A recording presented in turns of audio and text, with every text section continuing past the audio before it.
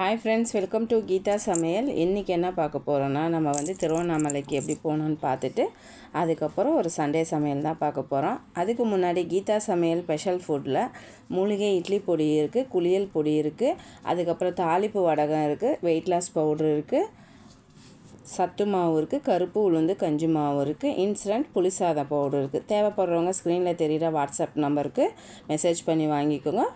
வெப்சைட்லேயும் order பண்ணி வாங்கிக்கோங்க. வாங்க வீடியோக்குள்ளே போகலாம். Hi friends, welcome to Geetha Samayal. நம்ம வந்து சித்ரா பௌர்ணமி அன்னைக்கு சண்டே நைட்டு 12 மணிக்கு நம்ம வந்து திருவண்ணாமலைக்கு போனோம். காலையில் 5 மணிக்கு வந்து 5 கிலோமீட்டர் திருவண்ணாமலைக்கு முன்னாடியே இறக்கிட்டாங்க.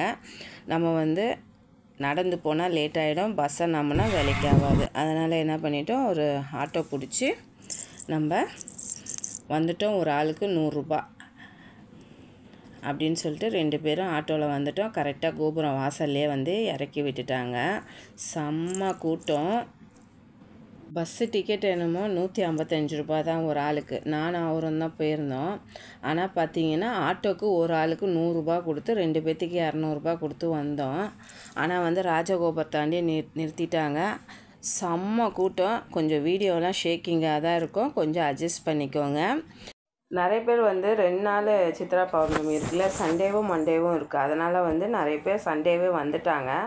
நாங்கள் 5 மணிக்கு இறங்குறதுனால அப்படியே ஆட்டோவில் வந்துட்டு நடக்க ஆரம்பிச்சிட்டோம். இப்போ டைம் பார்த்திங்கன்னா கரெக்டாக மணி வந்து 7:30 ஆகுது. நல்ல எதிர் வெயில், நல்ல வெயில், செம்ம வெயில். எப்பயுமே நைட்லேயே நடந்துட்டு நம்ம ஒரு 4 மணிக்கெலாம் பஸ் ஏறிடுவோமா. இன்றைக்கி வந்து நம்ம நடந்ததே வந்து 5:30க்கு மேலே தான் நடந்தோம். உக்காந்தா வேலைக்கு ஆகாதுன்னு சொல்லிட்டு எதிர் வெயில். அதனால் நம்ம கடன்னு நடந்து வந்துட்டோம். வெளியே வரத்துக்கு 9 ஆயிடுச்சு. பஸ்ஸு சுத்தமாக வந்து திருவண்ணாமலையில் சென்னைக்கு இல்லவே இல்லை. அதுக்கப்புறம் வெயிட் பண்ணி பார்த்தோம். மணி வந்து 1:30 ஆயிடுச்சு. அதனால் எல்லாருமே ஸ்ட்ரைக் பண்ண ஆரம்பிச்சிட்டாங்க. இவரும் வேனு ஏதாச்சும் இருக்குன்னு பார்த்தா கிடைக்கல. அதனால் என்ன பண்ணிட்டாரு, பைபாஸ் போகலான்னு பார்த்தா அங்கே பைபாஸ்லேயும் பஸ்ஸு கிடையாது. வர வழியிலேயே 1-2 பஸ்லேயே மக்களுங்களாம் ஏறிடுறாங்க. அப்புறம் பார்த்தாரு, சரி இங்கேருந்து நம்ம விழுப்புரத்துக்கு போயிட்டு விழுப்புரத்துலேருந்து மாதவரத்துக்கோ கோயம்பேடுக்கோ இல்லைன்னா கேளம்பாக்கத்துக்கோ பஸ்ஸு கிடச்சா நம்ம வந்துடலான்னு சொல்லிட்டு அப்புறமேட்டு பார்த்தா கரெக்டாக விழுப்புரத்துக்கு போய் பஸ் ஸ்டாண்டில் ஏறிட்டு கேளம்பாக்கத்துக்கே பஸ்ஸு கிடச்சிது. அப்போ பார்த்தீங்கன்னா டைமு வந்து கரெக்டாக 3:30. சரியாக நம்மளால் வீடியோவும் எடுக்க முடியல, செம ரஷ்ஷாக இருந்ததா. அதனால் முதல்ல நடந்துடலாம், எதிர் வெயிலில் வந்து நம்ம மாட்டிக்கிட்டோன்னா ஒன்றுமே முடியாதுன்ட்டு எப்படியோ விழுப்புரம் பஸ் ஸ்டாண்டில் வந்து வந்தாச்சு. பஸ்ஸு சென்னை பஸ்ஸு ஏறி ஆயிடுச்சு. ஏறின பஸ்ஸு 2 பக்கம் 2 சீட்டு இருந்ததுன்ட்டு அங்கே போனால் எதிர் வெயிலில் நல்லா உட்காந்தாச்சு. செம்ம வெயில். என்னடா இது வெயிலில் போய் உக்காந்துட்டோமே, நிற்க கூட முடியாதே அப்படின்னு நினச்சிக்கிட்டே இருக்கும்போது ஒரு 10 நிமிஷம்தாங்க கடன்னு பார்த்தா கிளைமேட்டு வேறு லெவலில் சூப்பராக இருட்டிக்கிட்டு செம்மையாக மழை பெஞ்சுதுங்க. உண்மையாகவே சூப்பராக இருந்தது. அப்புறமேட்டு நாங்கள் டைமு பார்த்திங்கன்னா நம்ம கோயம்பேடுக்கு வர 7 ஆயிடுச்சு, வீட்டுக்கு வர 7:30 ஆயிடுச்சு. அப்படியே வந்து படுத்தது தான் உடம்பு முடியாமல் போச்சு 2 நாளாக. நம்ம எதிர் வெயிலில் நடந்தோம்ல, அது இல்லாமல் வெறும் தண்ணியாக குடித்தது நல்லா சளியும் பிடிச்சிக்கிச்சு, தொண்டையும் கட்டிக்கிச்சு, ஜுரமும் வந்துருச்சு. 3மும் நான் போனா நீ வந்தா மாரி ஆயிடுச்சு. அதோட வீடியோவும் எடுக்கலை. இப்போயே வாய்ஸ் எப்படி இருக்குது பாருங்கள். Hi friends, welcome to Geetha Samayal. ரொம்ப நாள் கழித்து பார்க்குற மாரி இருக்குது. வந்து திருவண்ணாமலைக்கு போயிட்டு வந்ததுலேருந்து கொஞ்சம் 2-3 நாள் உடம்பே சரியில்லை. எதிர் வெயிலில் நடந்தனால பயங்கரமாக கோல்டு பிடிச்சிக்கிச்சு, ஜுரம் நம்மளை விட்டு போவே மாட்டுது. அந்த அளவுக்கு நல்லா சளி பிடிச்சிக்கிச்சு. இப்போ கூட பாருங்கள் வாய்ஸ் எப்படி இருக்குதுன்னு உங்களுக்கே தெரியும். சரி, ஒரு வாரத்துக்கு மேலே ஆயிடுச்சு வீடியோ போட்டு. அதனால் ஒரு சிம்பிள் வீடியோ. இதுக்கு முன்னாடி திருவண்ணாமலைக்கு போன வீடியோவை பார்த்தீங்க. ஜனங்க பாருங்கள் எங்கேருந்து வராங்கன்னே தெரியல. நம்மளை போல் எக்கச்சக்கமான ஜனங்க சித்ரா பௌர்ணமிக்கு நிறைய பேர் வருவாங்க. இப்போ வந்து சிம்பிளான சமையல்னு சொன்னேன்ல, என்ன சமையல்னு பார்த்துடலாம். இப்போ வந்து இதில் வந்து நம்ம ரைஸுக்கும் வந்து அப்புறம் வந்து தாளிச்ச சாதத்துக்கும் சேர்த்து தண்ணி வந்து ஒலை காய வச்சுருக்கேன். தண்ணி காயட்டும். இந்த பக்கம் வந்து நம்ம சாப்பாட்டு ரைஸ்லேயே தான் வந்து தாளிச்ச சாதம் செய்ய போகிறோம். அதுக்கப்புறம் நிறைய பேர் வந்து நீங்கள் ரசம் தாளிச்சே வைக்க மாட்டிங்களா, எப்படி வைப்பீங்கன்னு கொஞ்சம் சொல்லுங்கன்னு ஒவ்வொரு கமெண்ட்ஸ்லேயே வந்துகிட்டே இருக்குது. அதனால் அவங்களுக்கோசம் எப்படி நம்ம தாளித்து வதக்கி ரசம் ப்ராப்பராக வைக்கிறதுன்னு சொல்லிவிட்டு அதுக்காக எண்ணெய் ஊற்றி வச்சுருக்கேன். ஓகேவா? இங்கே பாருங்கள், இது வந்து தாளிச்ச சாதத்துக்கு அரிசி ஊற வச்சுருக்கேன். இது வந்து சாப்பாட்டுக்கு அரிசி ஊற வச்சுருக்கேன். ஏன்னா நைட்டுக்கு கொஞ்சம் சாப்பிட்டுக்கலாம், மிச்சம் இருந்தால் பழையது, மெயினாக எங்களுக்கு பழையதுக்கு வேணும். அதனாலே சாப்பாடே இல்லைன்னா கூட நைட்டு ஒரு அரை அளவுக்கு நான் வடித்து தான் வச்சு தண்ணி ஊற்றி வச்சிடுறது. ஏன்னா அந்த அளவுக்கு வெயில் இருக்கிறதுனால பழையது சாப்பிட்டா தான் உடம்புக்கு நல்லா இருக்குது. நீங்கள் எந்த கூல்ட்ரிங்க்ஸ் குடித்தாலும் நம்ம வீட்லேயே இருக்கிற சூப்பரான இது ஜூஸுன்னே சொல்லலாம். உடம்புக்கு எல்லா சத்துமே அதில் கிடைக்கும். நம்ம பழைய தண்ணியில் குடிக்கிறதில்ல, அவ்வளோ உடம்புக்கு நல்லது. அதனால் வந்து சாப்பாடுக்கு அரிசி தனியாகவே ஊற வச்சுருக்கேன். ஒரு பக்கம் வந்து ஒலை காயட்டும். எல்லாத்துக்குமே தனித்தனியாக அரிஞ்சு வச்சு ஓகேவா? இது என்னத்துக்குன்னா சிக்கன் தொக்குக்கு தக்காளி, வெங்காயம், பச்சை மிளகாய். இது என்னத்துக்குன்னா தாளிச்ச சாதத்துக்கு. அதுக்கப்புறம் ரசம் வதக்கி வைக்கணும்ல, அதுக்கு தனியாக. அதுக்கப்புறம் புதினாவும் ஆஞ்சு வச்சுருக்கேன். அதுக்கப்புறம் பட்டை லவங்கள்லாம் எடுத்து வச்சுருக்கேன். இப்போ தேங்காய் எண்ணெய் ஊற்றிருக்கேன். தாளிச்ச சாதத்துக்கு போட்டுடலாம். ஓகேவா? போட்டுட்டு வெங்காயம் போட்டுடலாமா? லவங்கம் இருக்குல்ல, அதனால் வெடியும். அதனால் கொஞ்சம் தண்ணி நீண்டுக்கோங்க. ஓகேவா? வெங்காயத்தை வதக்கி விட்டுட்டா டக்கு டக்குன்னு முடிஞ்சிடுங்க தாளிச்ச சாதம். உங்களுக்கு ஆல்ரெடி தெரியும். சரி, இன்றைக்கி சாப்பாட்டு ரைஸே வந்து ரொம்ப நீட்டாக சூப்பராக இருக்குது அந்த ரைஸு. அதனால் இன்றைக்கி அதில் பண்ணிடலான்ட்டு உப்பு போட்டுக்கலாம். வெங்காயம் வதங்கட்டும், டிஸ்டர்ப் பண்ண தேவையில்லை. பாதி வதங்கினா போதும். அதுக்குள்ளேயே ரசத்துக்கு தாளிச்சிட்டு வந்துடலாம். பாருங்க, லவங்கம் எங்கே தெரிச்சு போயிருக்காரு.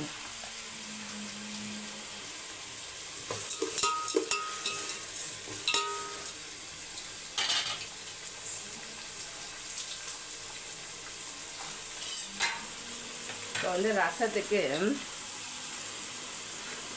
எதுவுமே வேணாங்க. அப்படி நீங்கள் கடுகு வெந்தயம் போட்டு தாளிக்கிறதா இருந்தால் அது போட்டுக்கோங்க. நான் தாளிப்பு வடகம், நம்மளோட தாளிப்பு வடகம் சூப்பராக இருக்கும் ரசம். அதை கொஞ்சமாக நசுக்கி போட்டுக்கோங்க. நல்லா பொரியட்டும். கையில் எடுக்கும் போது மனம் பார்த்திங்கன்னா செம்மையாக இருக்குது. பாருங்க, ஒரு கட்டி பூண்டு நல்லா தட்டி வச்சுருக்கேன், அதை சேர்த்துக்கலாம்.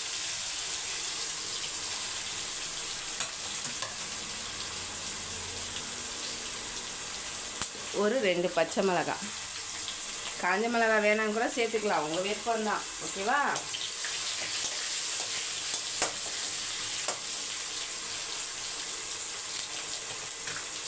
மெயினாக பாருங்கள், நம்ம புளியே ஊற வைக்கல. புளி ஊற வைக்காமே ரசத்தை தாளிக்கிறோம். ஒன்றும் ப்ராப்ளம் இல்லை. கொஞ்சம் சுடு தண்ணி ஊற்றி ஊற வச்சுட்டேன். அது இல்லாமல் இது சதை புளி தான், சீக்கிரமாக உங்களுக்கு வந்து ஊறிடும் பாருங்கள். அதனால் ஊறிடும், ப்ராப்ளம் இல்லை. கொஞ்சமாக நெல்லிக்காய் சைஸில் ஊற வச்சுருக்கேன். தண்ணி ஊற்றி ஊற வச்சிடலாம். ஒரு வாரம் நம்ம வீடியோவுக்கு வராதனால ஏதோ புதுசாக இருக்கிற மாரி இருக்குது. செம்ம ரஷ்ஷுங்க, ஊருப்பட்ட ரஷ்ஷு. எப்படின்னா, நாங்கள் போனதே எங்கள் வீட்டிலேருந்து கிளம்புறத 12 மணிக்கு தான். அவருக்கு ஆஃபீஸ் லீவ் கிடைக்கல. தக்காளி போட்டுடலாம், கருவேப்பிலை போட்டுடலாம். ஏன்னா அது பாட்டுக்கு வதங்கும், அதுக்கப்புறம் நம்ம தலை கழிச்சிக்கலாம்ல.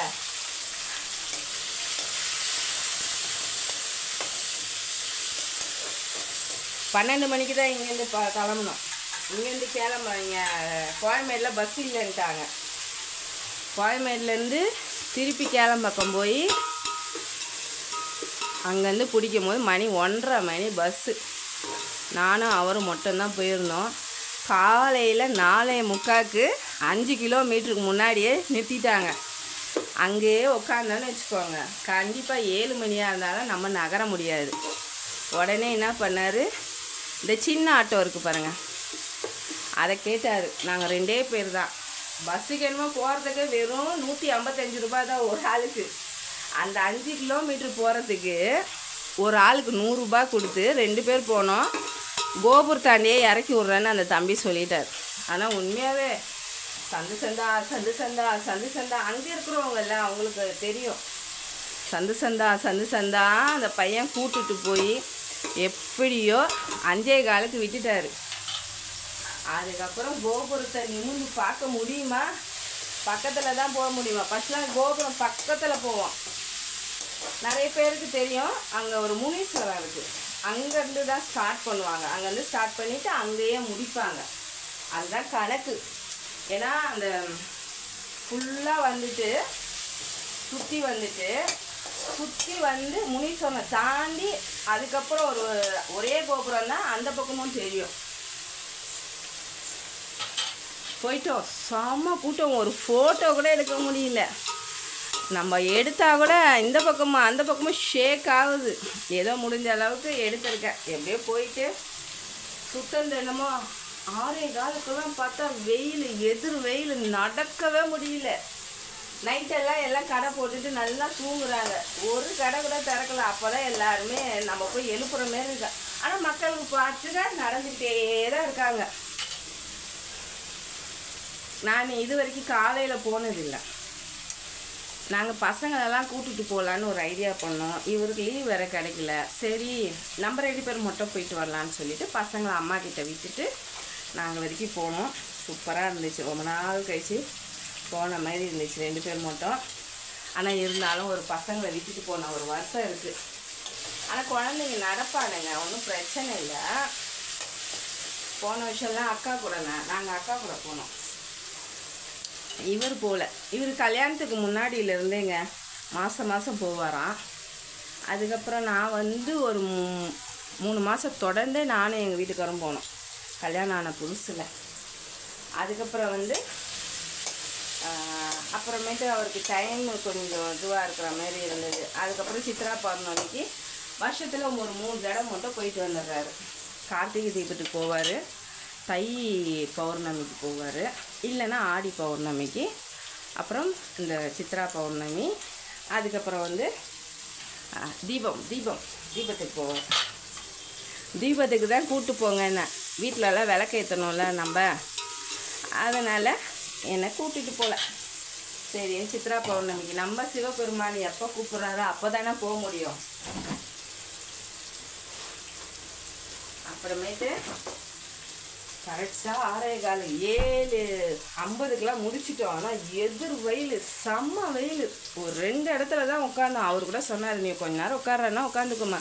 இல்லைங்க வெயில் அடிக்குது, நம்ம எதிர் வெயில், டக்குன்னு நடந்துடணும் அப்படின்னு. அப்புறமேட்டு நடந்து லாஸ்ட்டாக வந்துட்டோம். வந்துட்டு பஸ் ஸ்டாண்டுக்கு போகிறோம். சென்னை பஸ் ஸ்டாண்டுக்கு ஒரு பஸ் இல்லைங்க 9:30க்கு. இஞ்சி பூண்டு பேஸ்ட்டு போட்டுடலாம்.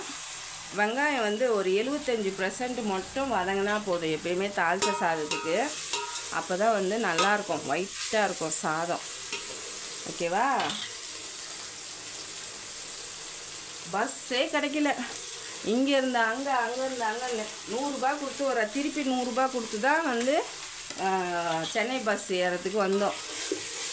அங்கேருந்து இங்கே அப்படின்ட்டு அந்த இன்னொரு இடத்துக்கு போனால் அது அங்கே அந்த இடம்லாம் எனக்கு தெரியாது, பைபாஸ்ன்றாங்க. அந்த இடத்துக்கு போனால் பஸ் இருக்கும். பஸ் ஸ்டாண்டுக்கு போனாங்க 3 இடத்துக்கு அங்கேயே 400 ரூபாய் செலவு. என்னென்னு பார்த்தீங்கன்னா, இங்கே பஸ் வரும்ன்ட்டு பஸ் ஸ்டாண்டுக்கு போனோம், பஸ் ஸ்டாண்ட்லேருந்து பைபாஸுக்கு போகணுமா. அதுக்கப்புறம் சுத்தமாக பஸ்ஸில் சென்னை மக்கள் ஃபுல்லாக இருக்காங்க, பஸ்ஸே காணோம். அதுக்கப்புறம் வந்து மக்களுக்கெல்லாம் ரொம்ப கோவம் வந்துடுச்சு. பச்சை மிளகாய் போட்டுக்கலாம். கோவம் வந்தோடனே எல்லாம் ஸ்ட்ரைக் பண்ண ஆரம்பிச்சிட்டாங்க. எங்கள் வீட்டுக்காரர் சொல்லுவார், இந்தமாரி இருக்கும்போது வேன் வரும், ஒரு ஆளுக்கு 700 ரூபாய் 800 ரூபாய் புளி தண்ணி ஊற்றிக்கலாம். வேன் வருமா, வேனில் நம்ம போயிடலாம், ஒரு ஆளுக்கு 600லேருந்து 900 ரூபாய்க்குள்ளே கேட்பாங்க, இப்படியே இருந்தால் நம்ம சாயங்காலம் வரைக்கும் நம்ம வீட்டுக்கு போக முடியாது அப்படின்ட்டாங்க. சரின்ட்டு வேனையும் காணும். இங்கேருந்து விழுப்புரம் பஸ் ஸ்டாண்டு, விழுப்புரத்துக்கு பஸ் ஏறுவோம்ல அந்த பஸ் ஸ்டாண்டுக்கு இங்கேருந்து போகணும். ஸ்ட்ரைக் பாட்டுக்கு நடக்குது, மணி 12 ஆகிடுச்சு. ஆனால் திருவண்ணாமலையிலே தான் இருக்கிறோம். அப்புறம் பார்த்தோம், செட் ஆகலை. என் கூட இன்னொரு பொண்ணு, அது சென்னை பொண்ணு தான், நான் வேசர்பாடியில் இருக்கான். அவங்க பையன் கூட வந்தாங்களாம். அவங்க பையன் அவங்க மாமியார் வீட்டுக்கு போயிட்டாங்களாம். அப்புறமேட்டு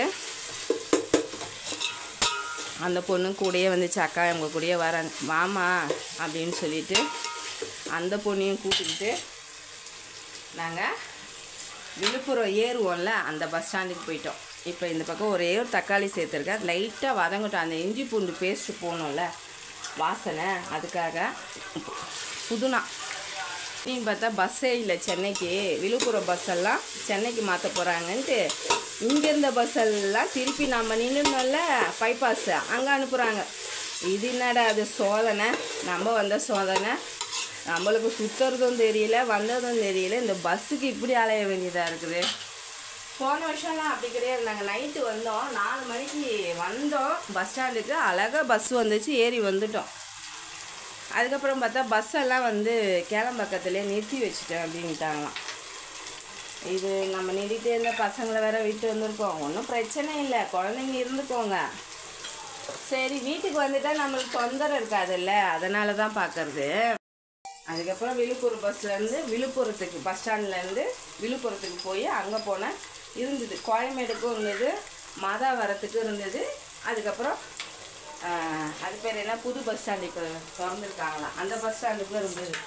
வந்துட்டோம். நாங்கள் வீட்டுக்கு வரும்போது 7:30 மணி. அவ்வளோதான், வந்து அப்படியே படுத்தது தான் சாப்பிட்டு.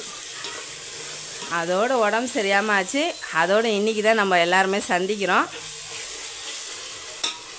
இந்த பக்கம் மிளகு சீரகம் போட்டேன், பேசிக்கிட்டே பெருங்காயமும் போட்டுட்டேன், பெருங்காயம் தூள்.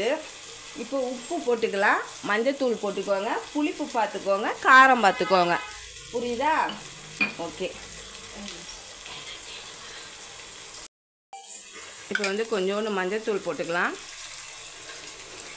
தாளிப்பு வடகம் போட்டு நீங்கள் ரசம் தாளித்து பாருங்கள், செம்ம டேஸ்ட்டாக இருக்கும். கண்டிப்பாக வந்து நான் சொல்கிறனால நீங்கள் நினச்சிக்காதீங்க, கண்டிப்பாக நீங்கள் தாளித்து பாருங்கள், டேஸ்ட்டு வேறு லெவலில் இருக்கும்.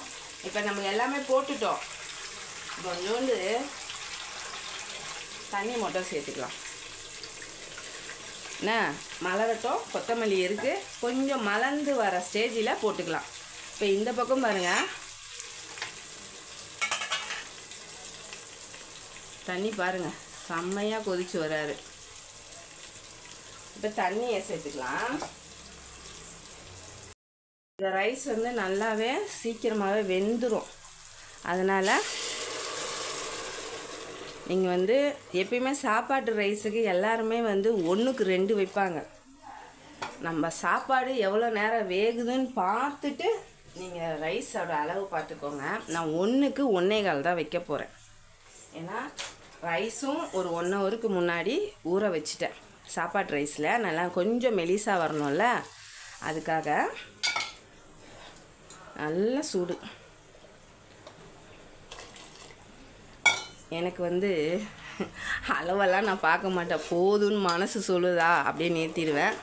இதில் உப்பு காரம் இருக்காது. புளிப்புக்கு வந்து ஒரே ஒரு தக்காளி போட்டிருக்கோம், ஓகேவா? இப்போ வந்து இந்த பக்கம் ரைஸை கழுவி போட்டுடலாம், அந்த பக்கம் ரசம் மலரட்டும், இந்த பக்கமும் தண்ணியும் கொஞ்சம் மலர்ந்து வரட்டும். டேஸ்ட்டு பார்த்துக்கோங்க, சப்புன்னு தான் இருக்கும். நம்ம சிக்கன் தொக்கு செய்கிறோம்ல, அதனால் கரெக்டாக இருக்கும், ஓகேவா? இப்போ வந்து ரசம் பாருங்கள், கொஞ்சமாக மலர்ந்து வருது. இப்போ வந்து கொத்தமல்லி போட்டுக்கலாம். கருவேப்பிலை இருந்தால் போட்டுக்கோங்க. கருவேப்பிலை இருந்ததை தான் கொஞ்சமாக போட்டேன் நான் முன்னாடியே. அதனால் என்கிட்ட கருவேப்பிலை அவ்வளோவா இல்லை, நானும் கிடைக்கும் போலையா. ஓகேவா? ஃபஸ்ட்டு வந்து இதுக்கு ரைஸ் போட்டுடலாம்.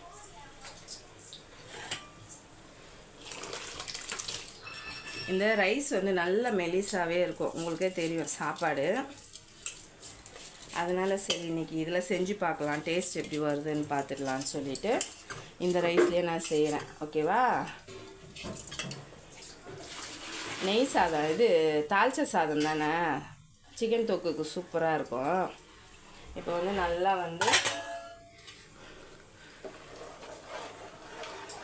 இப்போ இதில் வந்து உப்பு ஒரு படி தூக்கலாக இருக்கணும், அப்போ தான் நல்லாயிருக்கும். உப்பு கொஞ்சம் கம்மியாக தான் இருக்குது, அதனால் சால்ட்டு சேர்த்துக்கலான்னு இந்த இது சேர்க்க வேணும். கல் உப்பு கரையிறதுக்கு கொஞ்சம் இதுவாக இருக்கும். அப்படியே மிக்ஸ் பண்ணிவிட்டு இதுக்கு ஒரு 5 நிமிஷம் கூடுதலாகவே நம்ம வைக்கணும், அப்போ தான் நல்லாயிருக்கும். ஓகேவா? இப்போ இந்த பக்கம் அரிசியை கழுவி போட்டுடலாம். நான் சாப்பாட்டு அரிசி தானே, அதனால் அலம்பி வைக்கலை. பாஸ்மதி ரைஸுன்னா அலம்பி வச்சிடலாம், அதுக்கு தான். அது இல்லாமல் ஒரு கிண்ணம் எடுத்து முதல்ல செடிக்கு தண்ணி எடுத்து வச்சிடணும்ல, மறந்துட்டேன்னா அப்படியே சிங்கில் ஊற்றிடுவேன். ரசம் மலருது பாருங்கள், ஆஃப் பண்ணியெல்லாம் ஒரு கிணத்துல ஊற்றிடலாம். ஓகேவா? நான் இந்த பக்கம் அரிசியும் கழுவி போட்டுடுறேன். கழுவி போட்டுட்டு நிறைய பேர் கேட்ட தாளிப்பு ரசம் இதுதான், செம்மையாக இருக்கும். கண்டிப்பாக ட்ரை பண்ணி பாருங்கள். ஓகேவா? இப்போ ஒரு கிணத்துல ஊற்றிடலாம். இப்போ வந்து சிக்கன் தொக்குக்கு எண்ணெய் ஊற்றி வச்சுருக்கேன். சோம்பு போட்டுக்கலாம். 1 கிலோ சிக்கனு, அதுக்காக 1 ஸ்பூன் சோம்பு போட்டாச்சு. நம்ம விழுப்புரம் பஸ் ஸ்டாண்ட்லேருந்து எத்தனி பஸ்ஸு மாறி இருக்கோம் பாருங்கள். பிரிஞ்சி இலை, பட்டை, லவங்கம், கடல் பாசி. விழுப்புரத்துலேருந்து கேளம்பாக்கத்துக்கு ஒரு பஸ்ஸு, அதுக்கப்புறம் கோயம்பேடுலேருந்து நாங்கள் வண்டி வச்சுருந்தோம். அங்கேருந்து வந்தாச்சு. வரத்துக்கு 7:30 மணி ஆச்சு. நாங்கள் என்னமோ கிரிவலம் சுற்றி 8 மணிக்குள்ளேயே சுற்றிட்டோம். 7:45 முடிஞ்சிருச்சு. டிஃபன் கூட சாப்பிடல, வெறும் தண்ணியாக தான் நானும் அவரும் குடிச்சிட்டு வந்தோம். சாப்பிடவே தோணலை. வெங்காயம் ஒரு 1.5 வெங்காயம், கொஞ்சம் தொக்காக இருந்தால் நைட்டுக்கு ரசத்துக்கு வச்சுப்பாங்க. இதுக்கு கொஞ்சம் தொக்காக இருந்தால் நல்லாயிருக்கும், அதுக்காக ஒரு 1/2 வெங்காயம் சேர்த்தே போட்டிருக்கேன். வெங்காயம் வந்து இவ்வளோ பெரிய வெங்காயம், அதில் ஒன்று 1/2 போட்டிருக்கேன். செம்ம டயர்டுங்க. இப்போ வந்து வெங்காயம் பாதி வதங்கினோன்னே ஒரு 1.25 ஸ்பூன் இஞ்சி பூண்டு விழுது சேர்த்துக்கோங்க. அதுக்குடைய மீடியம் சைஸ் 2 தக்காளி,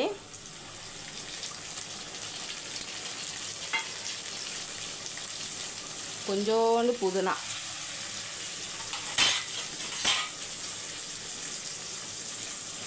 இப்போ முன்னமேலாம் வெயிலெல்லாம் ஃபஸ்ட்டெல்லாம் எவ்வளோ வெயிலாக இருந்தாலும் போயிடுவோம். இந்த வெயிலுக்கு பயந்துட்டு எங்கேயுமே போக முடியல. கச்சன்னு இருக்குது, அதுமாரி இருக்குது. ஆனால் நேற்றுலேருந்து வெயில் வந்து அவ்வளோவா இல்லை, கொஞ்சம் மழை பெஞ்சுது. ஃப்ரைடே நைட்டு மழை பெஞ்சிருக்கு போல இருக்குது. காலையிலேருந்து கூலிங்காக தான் இருந்தது. அதுக்கப்புறம் மதியானத்துக்கு மேலே வெயில் தான். இப்போ கூட அவ்வளோ வெயில் கிடையாது, அதனால் பிரச்சனை இல்லை. ஆனால் இருந்தாலும் அந்த வெப்பம் இருக்குது பாருங்கள், செமையாக இருக்குது. அனல் இந்த பக்கம் தண்ணி ரைஸும் வரப்போகுது. கொஞ்சம் புதினா எடுத்து வச்சுருக்கேன். நான் கொஞ்சோண்டு வந்து பசங்களுக்கு 65க்கு ஊற வைக்கணும். அதுக்குள்ள தக்காளி தொக்குக்கு வந்து வதங்கட்டும். இந்த பக்கம் சாதம் வேகுது, ஒரு பக்கம் வந்து தாளிச்ச சாதமும் ரெடி ஆகட்டும். ஏன்னா பீசஸ் எல்லாம் வந்து பெருசாக போட்டு வாங்கிட்டு வந்துட்டார் இன்றைக்கி.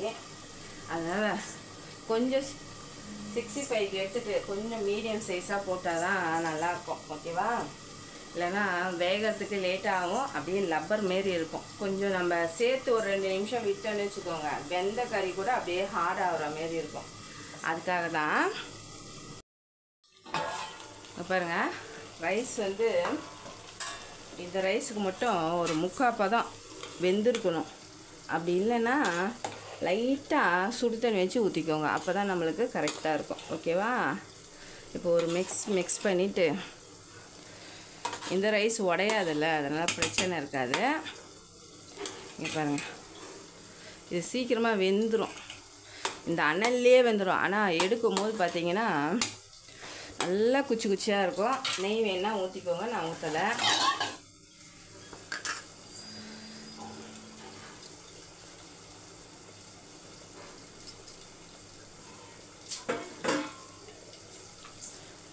அவ்வளோதான். இதுக்கு ஒரு 15 நிமிஷம் சிம்மில் தான் வைக்க போகிறேன். ஓகேவா? கீழே ஒரு தோசைக்கல் வைக்கணும், வச்சுட்டு தான் தம் வைக்கணும். மூடி வச்சிடலாம். மேலே ஏதாவது வெயிட் வைக்கலாம். சாப்பாடு ரைஸில் அதனால் 5 நிமிஷம் ஃபாஸ்ட்டாக வச்சுக்கோங்க, 10 நிமிஷம் சிம்மில் வைங்க.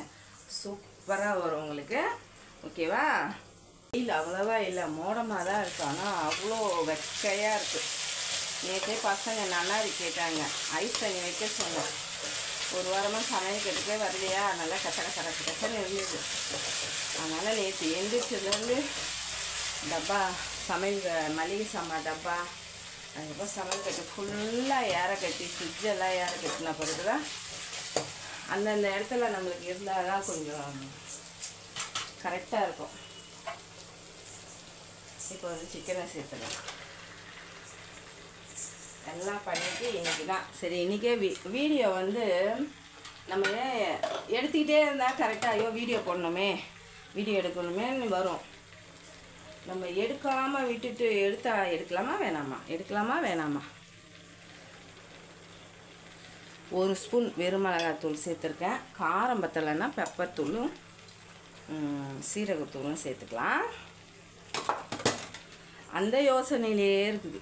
இப்போயே என்னன்னா சின்ன வீடியோவாக எடுத்துடலாமா, அவ்வளோ ஒரு சோம்பலாக இருக்குது. அந்த கண்டினியூவாக ஒரு வேலை செஞ்சுட்டே இருந்தேன்னா கரெக்டாக செஞ்சுடுவோம். அப்படியே ஸ்டக்காச்சுன்னு வச்சுக்கோங்க, அந்த வேலையே ஓடாது.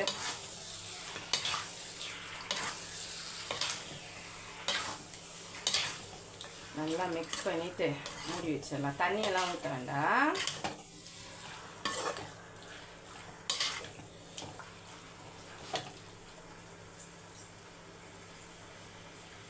நம்ம வந்து உப்பே போடல. இந்த மாரி நேரத்தில் நம்ம சால்ட்டு தான் சேர்க்கணும்.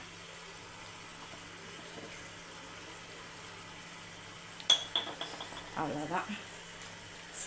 ஒரு 10 நிமிஷம் டிஸ்டர்ப் பண்ண தேவையில்ல. சாதம் வெந்துருச்சு போல இருக்குது, வடிச்சுக்கிட்டலாம். மிக்ஸ் பண்ணிவிட்டு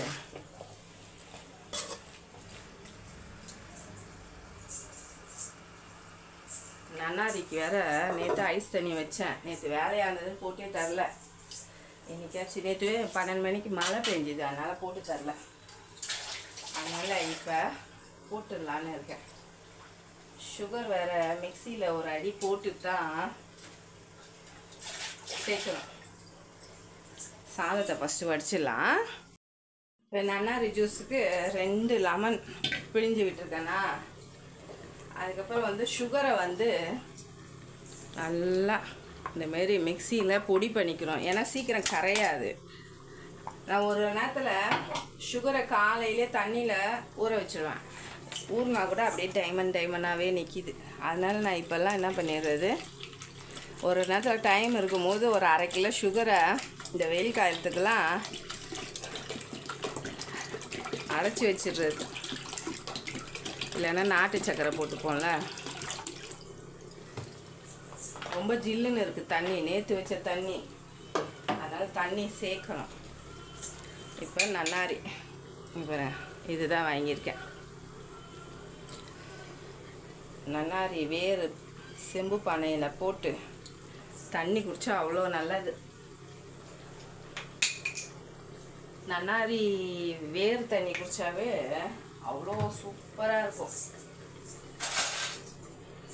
இந்த நன்னாரி சிரப்பு நம்மளே ரெடி பண்ணலாங்க, ரொம்ப ஈஸி தான். நன்னாரி சிரப்பு, ரோஸ் மில்க்கு சிரப்பு ரொம்ப ஈஸி. இப்போ தண்ணி கலக்கணும். சூப்பராக இருக்கும் மனம். நான் வந்து தாளிச்ச சாதத்தை ஆஃப் பண்ணிட்டேன். சிக்கன் ஒரு பக்கம் இருக்குது. அதுக்கப்புறம் வந்து பார்த்திங்கன்னா கொஞ்சமாக ஒரு 1/2 கிலோ 65க்கு ஊற வச்சுருக்கேன். இந்த பக்கம் வந்து சிக்கன் ரெடி ஆகிட்டுருக்கு. இப்போ பசங்களுக்கு இன்னும் கொஞ்சம் தண்ணி கலந்து பசங்களுக்கு ஊற்றி கொடுத்துடலாம். ஓகேவா? எனக்கு குழந்தைங்க நேற்றுலேருந்து கேட்டுகிட்டே இருக்குங்க, அதனால தான். இப்போ பார்த்தீங்கன்னா நல்லா தண்ணி விட்டு சிக்கன் வெந்துருச்சு, நல்லா மணமாக இருக்குது. ரோஸ்ட்டு தான் பண்ணணும். ஓகேவா? கொஞ்சம் மிளகு சீரகம் போட்டுக்கலாம், அப்போ தான் நல்லாயிருக்கும். ஓகேவா?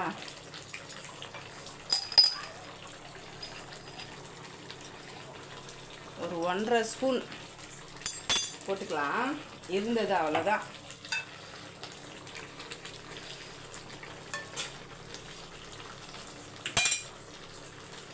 ஒரு பக்கம் சிக்கன் 65க்கு வந்து எண்ணெய் ஊற்றி வச்சுருக்கேன்.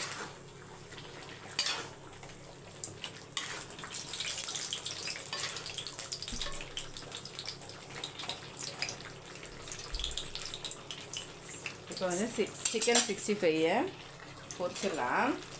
நான் அந்த பக்கம் தாளிச்ச சாதத்தை வச்சுருக்கேன்.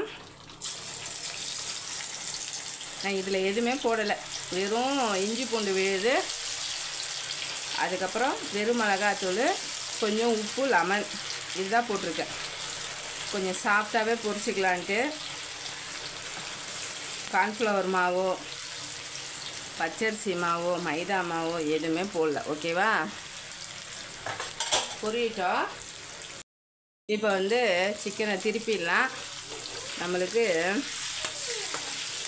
சூப்பராக சிக்கன் தொக்கு கூட ரெடி ஆயிடுச்சு.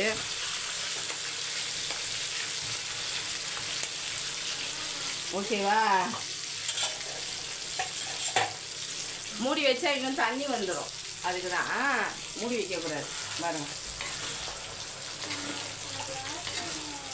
சூப்பராக ஆயிடுச்சு பாருங்க. இதுக்கப்புறம் ரொம்ப இது பண்ணிங்கன்னு வச்சுக்கோங்க, ஹார்டாகும். அதுக்கு தான் இப்போ சிக்கன் எல்லாம் வறுத்துட்டு நம்ம வந்து தம்மு பிரிக்கும் போது உங்களுக்கு காட்டுறேன். இப்போ வந்து ஒரு தடவை எடுத்துட்டேன். இப்போ 2வது தடவை போட்டுடலாம். உங்களுக்கு தம்மு பிரித்து காட்டிடுறேன். சாப்பாடு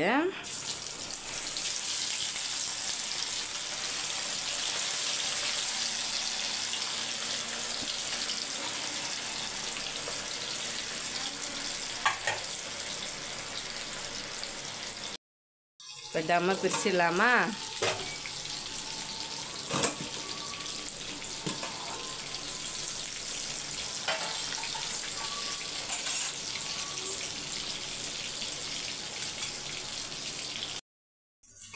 சூப்பராக வந்திருக்குங்க. தெரியுதா? நல்லாவே உதிரியாக வந்திருக்கு பாருங்க. அப்படியே அந்த தேங்காய் எண்ணெய் ஃப்ளேவரு செம்மையாக வந்திருக்கு. ரைஸும் சூப்பராக வந்திருக்கு. கண்டிப்பாக நீங்களும் ட்ரை பண்ணி பாருங்கள். உங்கள் வீட்டு சாப்பாட்டு ரைஸில் செஞ்சு பாருங்கள். இவன் சின்னவன் சீரக சம்பாவில் செய்யுங்க இல்லைடா, நம்ம ரைஸ்லேயே சூப்பராக இருக்குடா. ஏன்னா பழைய இது சாப்பிட்றோம்ல, டேஸ்ட்டு சூப்பராக இருந்தது. அதனால தான் இன்றைக்கி இதில் செய்யலான்னு சொல்லிட்டு செஞ்சுருக்கேன். ஓகேவா? இப்போ எல்லாத்தையும்